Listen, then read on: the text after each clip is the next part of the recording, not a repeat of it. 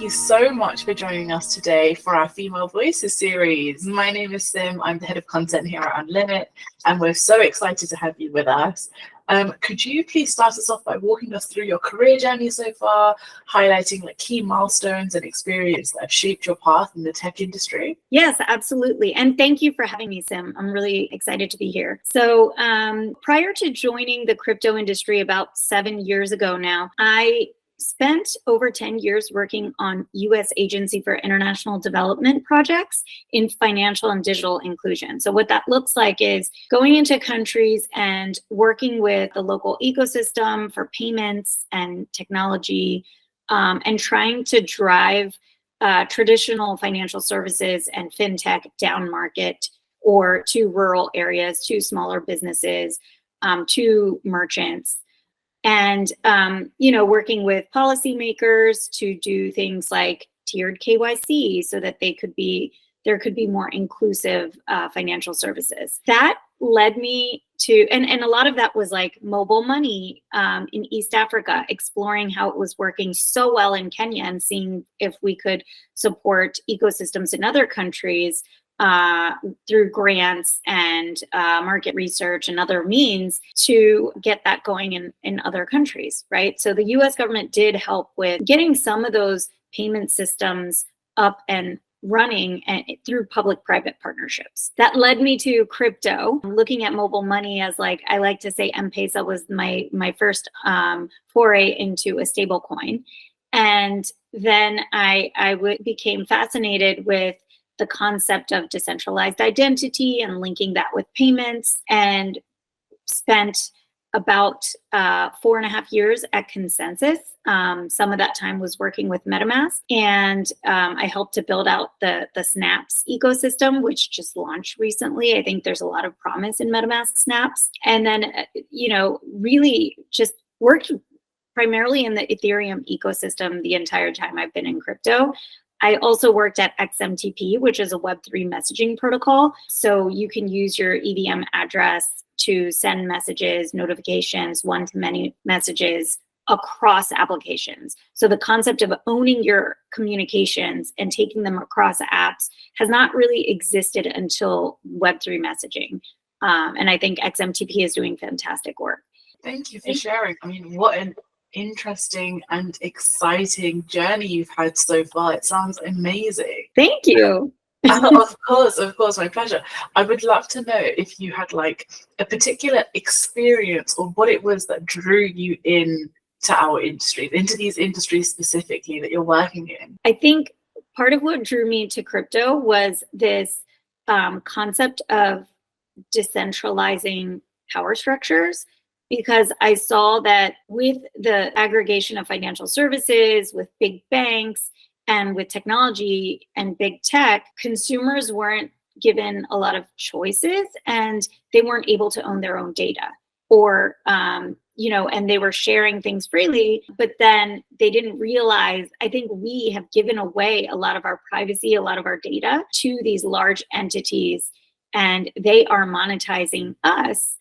So I was drawn to the idea of decentralizing power structures, giving consumers more choices, and building out more local and flat economies, right? So that's kind of what drew me to the space. No, I absolutely love that. I mean, what an exciting way to sort of like be drawn in. And it is a very interesting industry, especially because I think a lot of the time when we're online, we don't really look and notice these things about how our data is being taken, how it's being used, where it's being used. And I think once you start to get an inkling, it's almost like a rabbit hole. You learn one thing, and before you know it, I'm down a spiral, and you're learning so many different things about the advancements, the technologies, the risks, the pros, the ways that businesses can use that and leverage it in the most positive ways. It's phenomenal. Absolutely. I mean, there's still a lot of work we have to do to get to this concept of, decentralized technology really being pervasive and utilized by more than just like what we have 500 million users today. That's still a small piece of the global population. Yeah, no, of course, I completely understand that. but I think it's still such an incredible journey to be on. But were there any specific challenges that you faced as a woman being in a male-dominated field? Because we still see there is a disparity between the numbers of men to women. And how did you overcome those experiences and challenges? So one of the things that was intimidating when I was looking for positions in the industry was seeing a executive team of mainly males, and there might be one woman on the entire team who works in people and talent, right? Or there's a person maybe in marketing and people and talent, like a woman, but it was mainly male dominated. And you still see this sort of across the board. Even in larger organizations where I've worked in the crypto space, there's still majority male executive teams and one woman in people and talent. And I think that's starting to change. I'm seeing many more female founders. Me, as like a seasoned professional working in crypto, I have thought about starting my own company, and maybe I will in the future. But I think part of the challenge for many women, and maybe that I'm just speaking for myself, is this idea of like juggling family and career. And so sometimes we might not have the courage to take on the CEO roles, right? And I've seen many women that are mothers who do it, and that's amazing. I love seeing that. We need more of those women. And I think that the beautiful thing about what they do is they hold their boundaries, and they're able to still balance the family life with the professional life. So I want to see more examples of that, because that's been a mental barrier for me, but I have still been able to rise. And I think what I've noticed is there are other women that are experiencing the same thing. So if you can create like a community of practice and have these conversations with women internally at an organization about how to accelerate, how to advocate, how to overcome insecurities or this feeling of not knowing enough and holding you back from doing some of the things you want to do. There's a term, and it's escaping me right now. This Imposter syndrome. Imposter syndrome. Yes, many women suffer from imposter syndrome. I am one of those people. So it's just and men do not. I think it's just a characteristic. I'm not saying that it's like all or nothing, but I think there are a lot of things that women can do to support each other to rise. And if you're being plateaued in growth within a company, then it's best to leave and find the growth elsewhere. It's okay to do that. Love that. And I think it's such a poignant thing to say, because I completely agree with you. As people, we do definitely suffer with imposter syndrome and sort of second guessing ourselves. And like you said, you yourself have considered the idea, like, should I start something myself? Like, I would love to. And then we're hindered by either social narratives or cultural narratives. And it can definitely have an impact on the way that we perceive ourselves and taking those advancements in our career. But I think hopefully at some point it would be amazing to see you having your own organization, running your own company. That would be incredible. But I think it's definitely something that a lot of women are facing, sort of overcoming those stigmas, overcoming those mental barriers as well, because it's not that they don't have the skill set. Of course, we see that there are some women that are still being disadvantaged with opportunities, but there are so many communities and organizations now that are making strides to support women.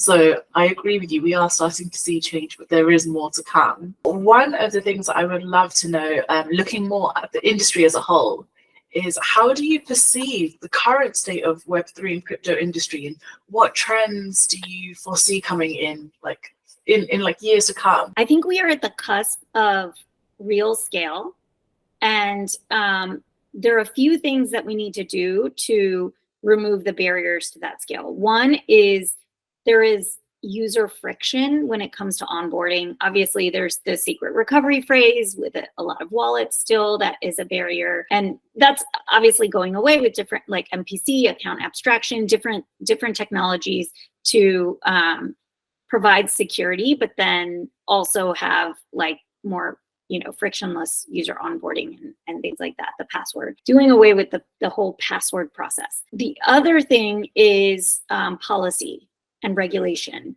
I think especially here in the United States, we need certainty around regulations. I think the Securities and Exchange Commission passing the Bitcoin ETF, like having that approval was a big win for the industry, but 10 years too late. And it's unfortunate because we have lost jobs and innovation and companies to Asia and Europe as a result of this regulatory uncertainty. We need a stablecoin bill passed like yesterday here in the US, and I'm hoping that comes this year. So I would say user friction, regulations, and then just continuing to drive the innovation in the right way and solving real problems, creating new social structures and concepts, but meeting users where they are, right? We are not going to do away with like payment networks overnight, and regulations are going to take time to change with like incumbent processes. So we need to, and then user behavior. It's just, we have to meet the users where they are and slowly kind of build our ways into their behaviors. So yeah, I think there's a lot of work to be done, but we are at the cusp of, I think, massive scale. Yeah, absolutely. And I think you made some very interesting points, particularly around the way that like, legislation and regulation is happening. And there's a lot to be said around the way that technology is evolving and the way that regulation and policy is keeping up with that. So that would definitely be something that's very interesting to keep up with. And hopefully, as you said, that we do continue to see evolvement and change in those spaces. So thank you so much for answering that question. My next question for you is about your own personal journey, and it's more of sort of mentorship. So I would love to know if you have had role models or mentors who've influenced your career, and how important do you think mentorship is for women in tech? Yes. So actually my best mentors were earlier on in my career, and that was prior to working in tech, because I was young, I was still learning, I had management, overseeing me more versus me being like an individual contributor, and them giving me direct feedback, both positive and constructive, was so useful.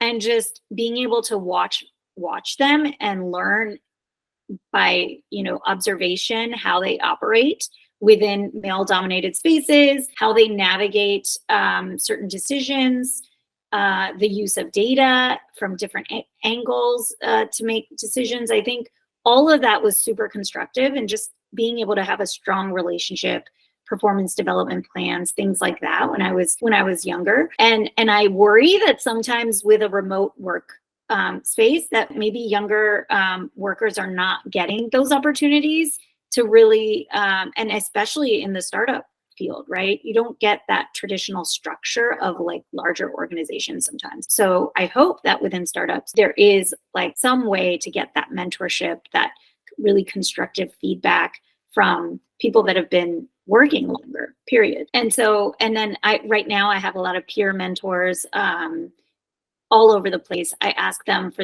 and it's mainly women. Women all over the world that I've met, worked with in my career. They have been my champions. They have been the people that I turn to for advice, questions, and I will continue to do so. I love that. Thank you so much. And I love the passion behind being able to engage, connect, support other women. I think it's so essential in every space, but most certainly in our spaces as well. Absolutely. And one more thing I will say, there is no harm actually in getting like a coach, a professional coach that you pay for. Sometimes companies are now compensating you or giving some bonuses to focus on getting those professional coaches. I think if they can't do that internally, then having an external coach is perfectly wonderful. Absolutely. I think where we can upskill, where we can educate, where we can engage, I don't think there should be any sort of limitations on how people are achieving that. So I think that's definitely great advice. And I think also because of the advancements that technology is making, the strides at such a pace, and then people trying to sort of evolve as individuals, I think the idea of like mentorship and joining communities is so important as well. to leverage those to really like it can have very impactful change, and it's something that I see a lot in these conversations that I'm having through these series. People always seem to resonate with the fact that it is so powerful and it is so impactful for people to be able to interconnect with other people that are like-minded, similar industries, similar skills, and you can really leverage off each other, which is so important now. Yes, absolutely. So I would love to move on slightly to our next question, which is more about how can individuals stay updated on industry trends and continually improve their skills in such a rapidly evolving field? For me, I'm an ecosystem builder. I do business development. So talking directly with the builders, the dApp builders, protocol builders, folks in DeFi, Web3, social, gaming, across different aspects of Web3, I think has been the best source of information. So going to the conferences and events and just talking to people, because you learn so much through that you won't see online. But also, I enjoy podcasts like Bankless, like Chopping Block through Unchained, Laura Shin, and then Hasib and team, and Robert Leschner on the Chopping Block.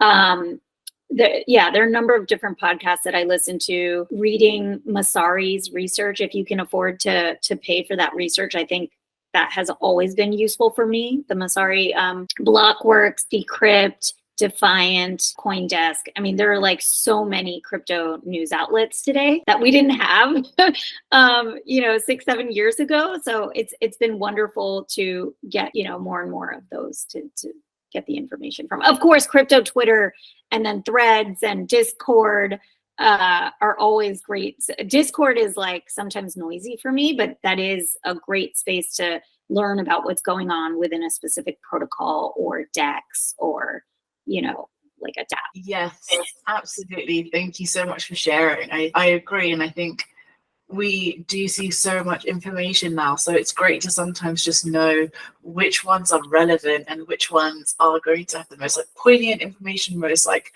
accurate in a sense as well. So thank you so much for sharing. Yeah, one more thing I'll add to that, SheFi. For females that are looking to learn, I love SheFi. I worked with Maggie Love many years ago at Consensus. I continue to see her at conferences all over. I'm a huge fan of SheFi, and I think the educational content and speakers that SheFi brings into their curriculum is better than almost any other education you can get, because they do hands-on like trading and all kinds of like experiments with some of the folks that they bring in to speak. So it's just wonderful. Yes, I've seen some of their stuff as well, and it is amazing. So thank you so much for adding that on. That's a really valuable source. I am already at my last question, which is really confusing because I feel like this is absolutely flown by. I would actually just like to give you the floor and say, is there anything else that you would like to share with our audience, particularly young girls who may be trying to consider their career in tech, business development for Web3 and crypto? I would say, don't be afraid to take a risk, because when you are a little uncomfortable is when you learn the most. It means you're questioning everything.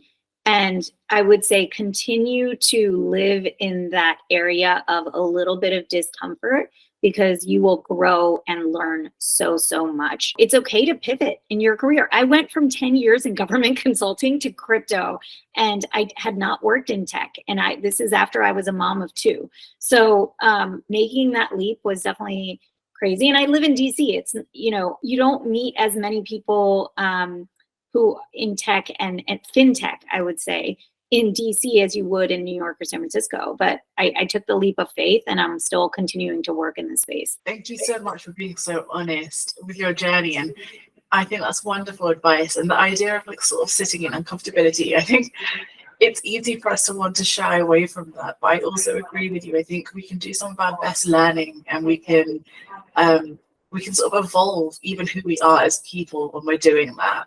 Not just as professionals, but as individuals. And I think that's so important because we're constantly growing and evolving. So that's beautiful advice. I really, really like that. Thank you so much. Thank you. And for having me. This has been fun. Oh, no, I can't believe our time is already done with each other. Like it's been such a pleasure speaking with you, being able to give your journey so far a light and a platform, and it's been amazing. So thank you for making the time and for being so open and so honest. It's been lovely. Likewise.